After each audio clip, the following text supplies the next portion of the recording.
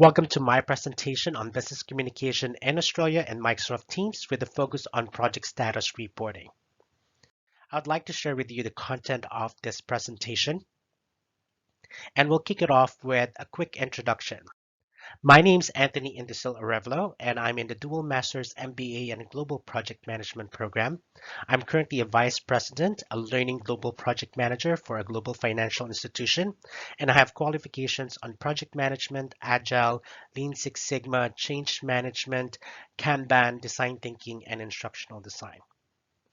So that's enough about me. Let's go into the meat of the presentation. So what I'd like to start off with sharing with you a definition description that I was able to come across when I was doing research for this course. So this is coming from Baden Yunson and how he differentiated what communication is, the singular version, from the communications plural version. So he said that communication, the singular version, is all about human interaction and the study of it. And when it comes to the plural version, communications is about technology and how we deliver the communication through technology. I think this is very important to share with you because this is going to be the foundation of this presentation. So let's look into the anatomy of an effective project status report. Now, there are multiple reasons why a project status report will be effective, but I've actually themed this into three different themes so that it's a lot easier to digest. The first one is being direct to the point. So every project status report that's effective should be simple, but not simplistic. It needs to be able to convey the highlighted message about the project, as well as it needs to be comprehensive and easy to digest or read because you'd want your audience to be able to really see what you're trying to communicate as your message. Now that leads us to the second theme, which is curating for a specific audience. Your content needs to be relevant and relatable to your audience. And how you'll be able to do that is developing it with them, creating a project status report that they've actually asked for that would stimulate them and also trigger them to act or react on something. Now, those two components are part of the singular communication. Now, the communications, which is the technology part, is all about the third theme, right? Being accessible and reliable in delivering your project status report.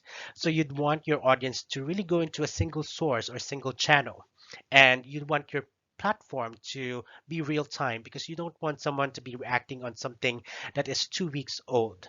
So in any event that you actually have a platform, for example, Microsoft Teams or Office 365 that allows you collaboration, it is actually preferred because you'd want people to be able to react, ask questions, and come up with an action.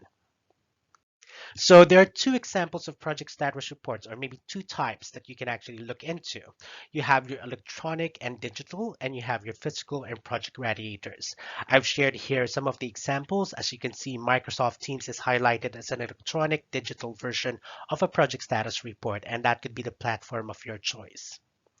Now, let's jump into my recommendation. So I think it all boils down to delivering value to your client, your stakeholders, and project. If your project status report is just a tick box exercise and it doesn't deliver value, then you're not really creating an effective project status report.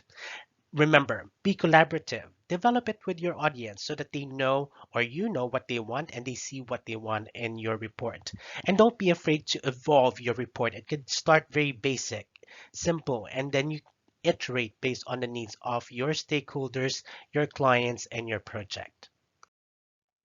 Now, to conclude, we go back to what I've shared with you earlier. So creating a project status report that's effective is all about combining that human interaction and technology elements. It needs to be collaborative and iterative. It needs to be able to evolve. And most importantly, if there's one thing that I want you to be able to take from this presentation is that it adds value to your clients, to your stakeholders, and to your project. So with that, I would like to share with you my reference list if you'd like to learn more about the things that I've shared with you. So that's it. Thank you very much. And here are my details if you'd want to get in touch. I am on LinkedIn if you'd like to connect. And what I'll do is I'll add the YouTube link to the presentation once I've submitted it in Blackboard. Again, thank you very much for your time.